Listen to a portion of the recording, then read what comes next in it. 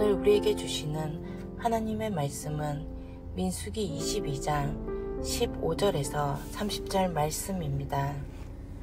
발락이 다시 그들보다 더 높은 고관들을 더 많이 보내매 그들이 발람에게로 나아가서 그에게 이르되 십볼의 아들 발락의 말씀에 청하건대 아무 곳에도 꺼리끼지 말고 내게로 오라.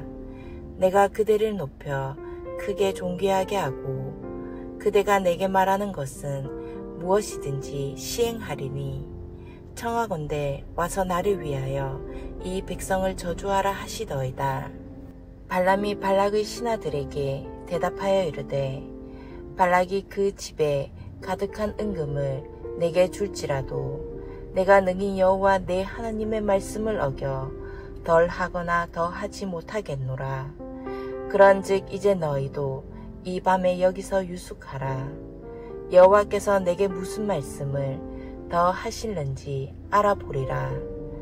밤에 하나님이 발람에게 임하여 이르시되 그 사람들이 너를 부르러 왔거든 일어나 함께 가라.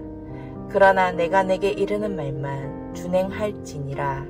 발람이 아침에 일어나서 자기 나귀의 안장을 지우고 모압 고관들과 함께 가니 그가 감으로 말미암아 하나님이 진노하심으로 여호와의 사자가 그를 막으려고 길에 서니라. 발람은 자기 나귀를 탔고 그의 두 종은 그와 함께 있더니 나귀가 여호와의 사자가 칼을 빼어 손에 들고 길에 선 것을 보고 길에서 벗어나 밭으로 들어간지라. 발람이 나귀를 길로 돌이키려고 채찍질하니 여호와의 사자는 포도원 사이 좁은 길에 섰고 좌우에는 담이 있더라. 나귀가 여호와의 사자를 보고 몸을 담에 대고 발람의 발을 그 담에 짓누르매 발람이 다시 채찍질하니 여호와의 사자가 더 나아가서 좌우로 피할 데 없는 좁은 곳에 선지라. 나귀가 여호와의 사자를 보고 발람 밑에 엎드리니 발람이 노하여 자기 지팡이로 나귀를 때리는지라. 여호와께서 나귀 입을 여시니 발람에게 이르되 내가 당신에게 무엇을 하였기에 나를 이같이 3번을 때리느냐. 발람이 나귀에게 말하되 내가 나를 거역하기 때문이니 내 손에 칼이 있었다면 곧 너를 죽였으리라. 나귀가 발람에게 이르되 나는 당신이 오늘까지 당신의 일생 동안 탄 나귀가 아니냐. 내가 언제 당신에게 이같이 하는 버릇이 있었더냐. 그가 말하되 없었느니라.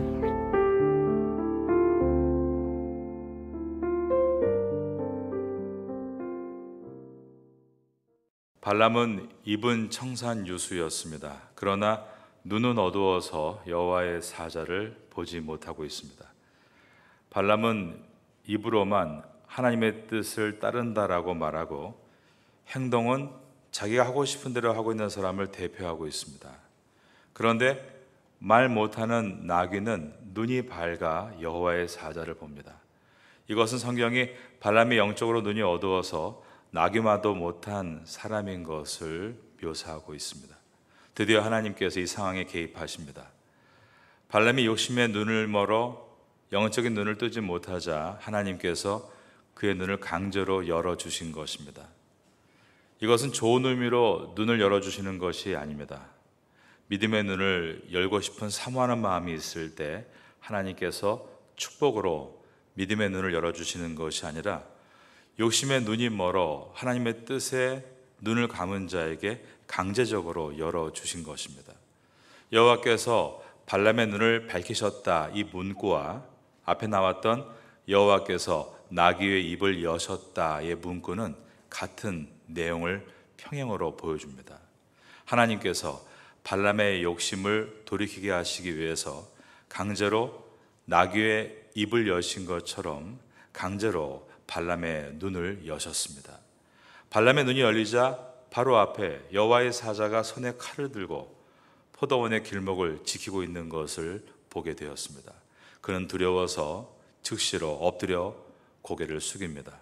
오늘 본문의 첫 절인 민수기 22장 31절을 보겠습니다. 그때 여호와께서 발람의 눈을 밝히심에 여호와의 사자가 손에 칼을 빼들고 길에 선 것을 그가 보고 머리를 숙이고 엎드리니, 여호와의 사자는 발람의 길을 따르지 않으려 한 나귀는 잘못한 것이 없고 하나님의 길을 따르지 않으려 한 너 발람이 잘못한 것이다 라고 지적합니다. 32절입니다. 여호와의 사자가 그에게 이르되 너는 어찌하여 내 나귀를 이같이 3번 때렸느냐? 보라, 내 앞에서 내 길이 사악함으로 내가 너를 막으려고 나왔더니. 하나님의 사자는 말하기를 만일 나귀가 3번 돌이키려고 피하지 않았다면 이미 너의 목숨은 없었을 것이다 라고 말합니다. 33절입니다. 나귀가 나를 보고 이같이 3번을 돌이켜 내 앞에서 피하였느니라. 나귀가 만일 돌이켜 나를 피하지 아니하였더라면 내가 벌써 너를 죽이고 나귀는 살렸으리라. 이 문장은 3이라는 숫자가 잘 짜여져 있는 구성을 갖고 있습니다. 천사가 3번 서 있습니다. 나귀는 천사를 보고 발람이 지시하는 길에서 이탈하려고 3번을 몸을 뒤틀었습니다. 그러자 발람이 나귀를 3번 때린 것입니다. 구약 성경에서 3차례 행동은 가끔 완고하고 고집스러운 태도를 가리킬 때 묘사됩니다.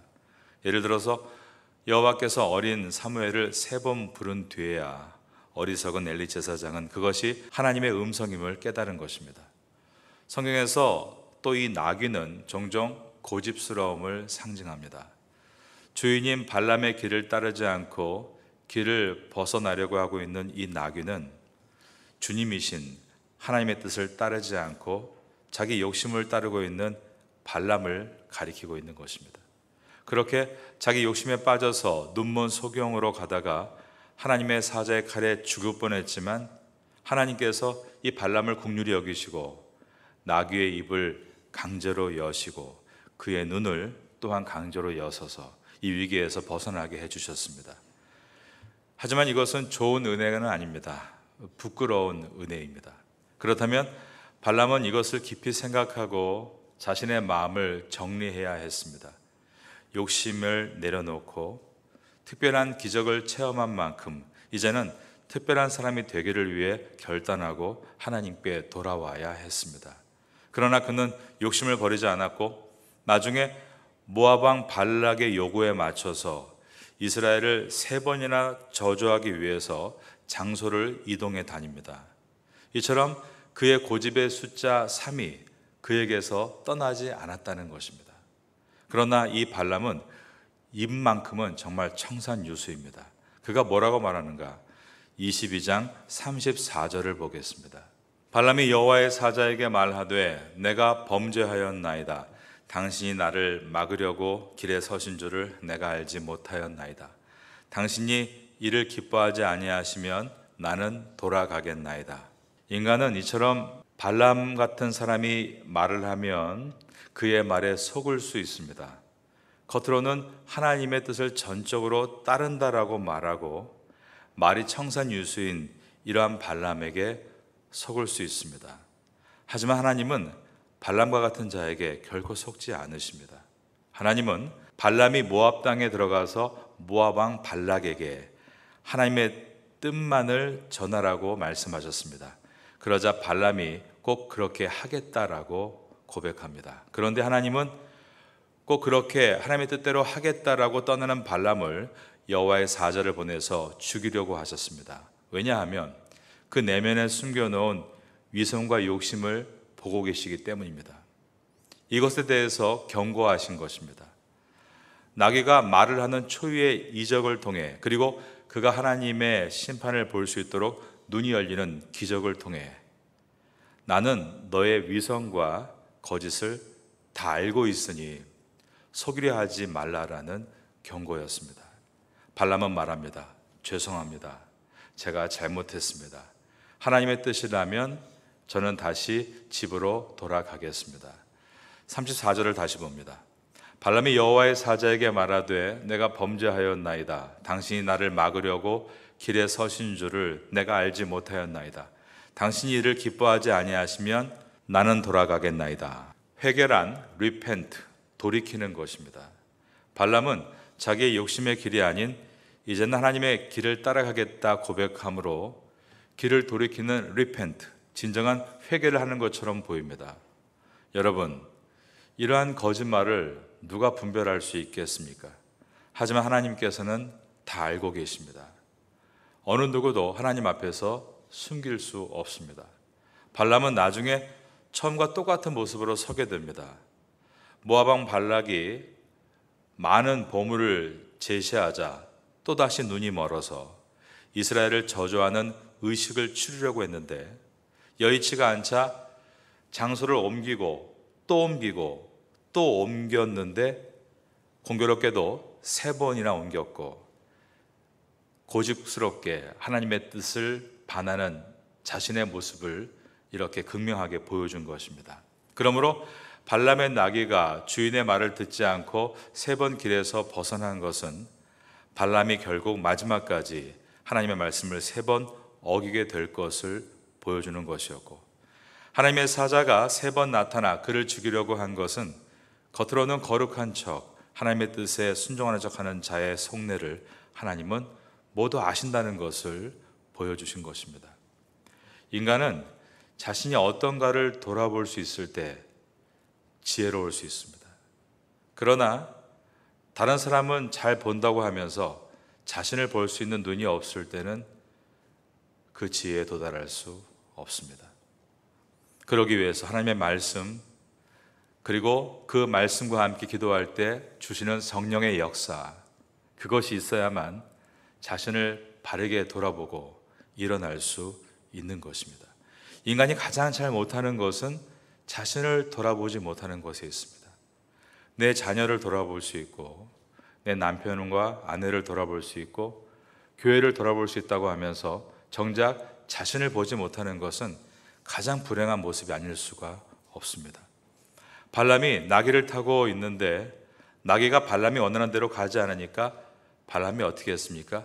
채찍질을 했죠. 그러니까 나귀가 뭐라고 말했습니까? 내가 언제 주인의 말에 순종하지 않은 적이 있습니까? 그러자 발람이, 그래, 내가 항상 내 말에 순종했지. 저는 이 장면을 묵상할 때 안타깝게도 오늘날의 부모들과 자녀의 모습이 떠올랐습니다. 부모들이 아이의 등에 올라타서 오른쪽으로 가라, 왼쪽으로 가라, 채찍질을 하는 것입니다. 자신의 생각이 틀렸음에도 불구하고 아이의 미래를 자기가 결정하고 예단하려고 하는, 그래서 채찍을 들고 채근하는 모습은 매우 미련한 모습입니다. 부모가 할 일은 아이의 정체성을 세우는 것이 아니라 부모의 정체성을 세우는 일입니다. 부모가 하나님께로부터 받은 사명이 무엇인지를 알고 온전한 길을 걸어간다면 자녀들도 반드시 그 자녀에게 주시는 하나님의 사명을 알고 특별한 그들만의 길을 걸어가게 될 것입니다.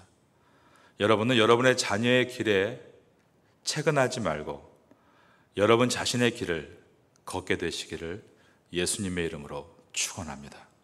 발락은 이제 발람이 온다는 소식을 듣고 멀리까지 영접하러 나갑니다. 36절을 보겠습니다. 발락은 발람이 온다함을 듣고 모압 변경의 끝 아르논가에 있는 성읍까지 가서 그를 영접하고, 발락은 모압의 왕입니다.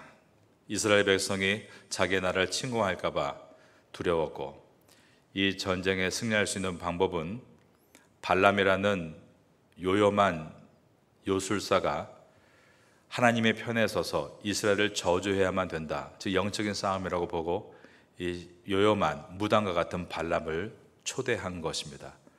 아주 극진하게 예우를 하고 있습니다. 이것은 그만큼 모압 왕 발락의 다급한 마음을 보여주고 있습니다.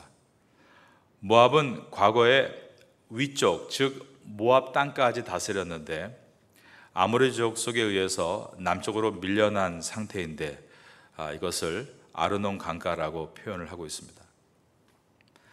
모압 왕 발락은 발람에게 최상의 격식을 갖추면서 인사하면서 극진하게 영접합니다. 37절입니다. 발락은 발람에게 이르되 내가 특별히 사람을 보내어 그대를 부르지 아니하였느냐? 그대가 어찌 내게 오지 아니하였느냐? 내가 어찌 그대를 높여 존귀하게 하지 못하겠느냐?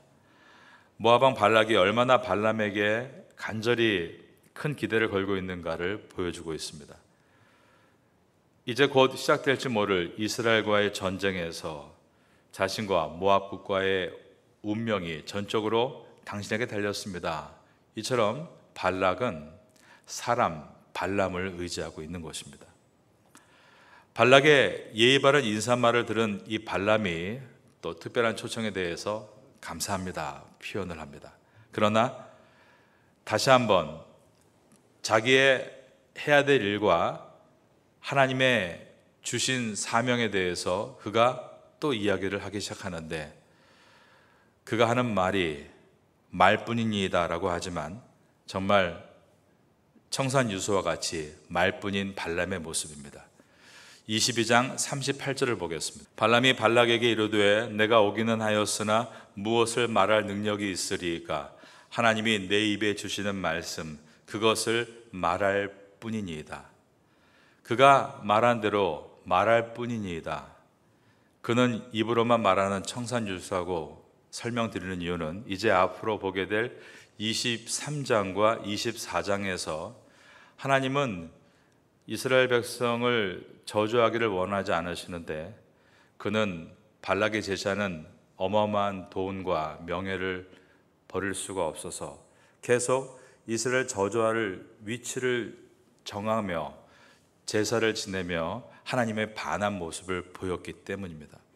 그러므로 오늘 본문도 문맥을 보면 발람은 본심이 아니라 그저 입에 발린 형식적인 발언을 하고 있다는 것을 우리가 보게 됩니다.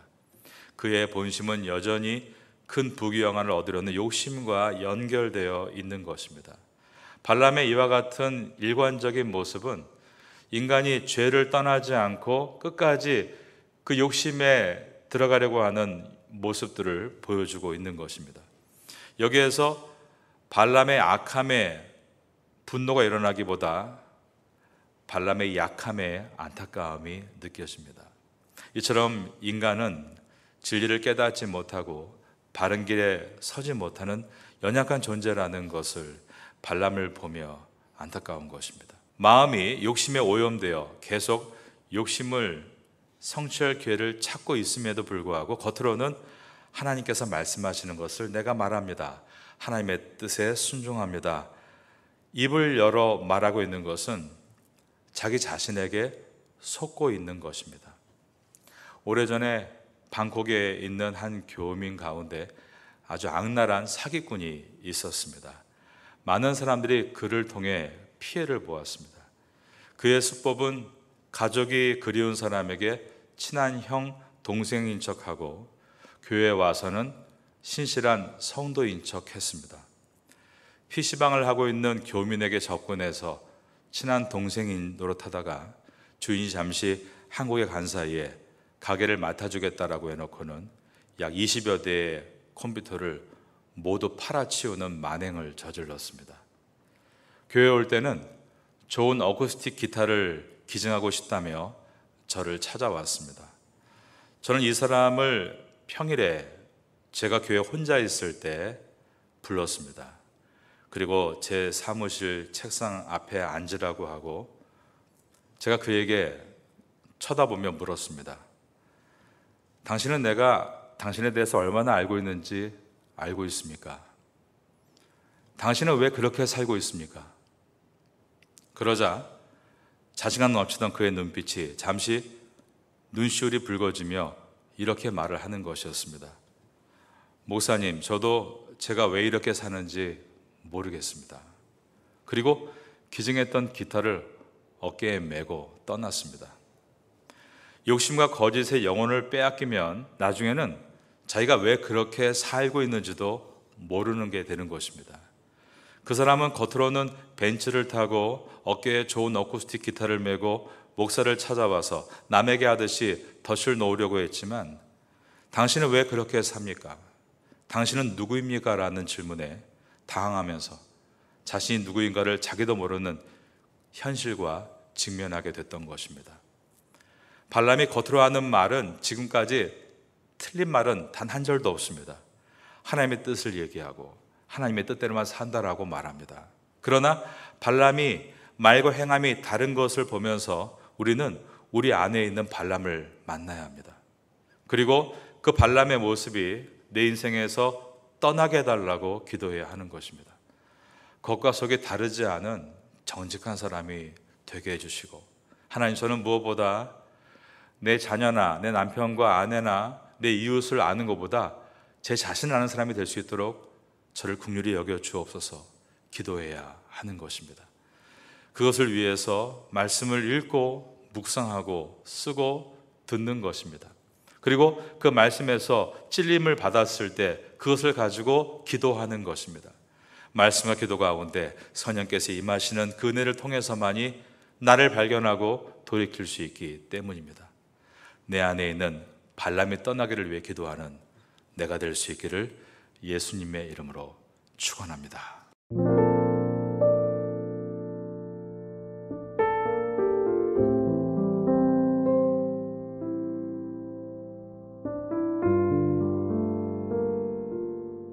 지금은 함께 마음을 열고 기도하는 시간입니다.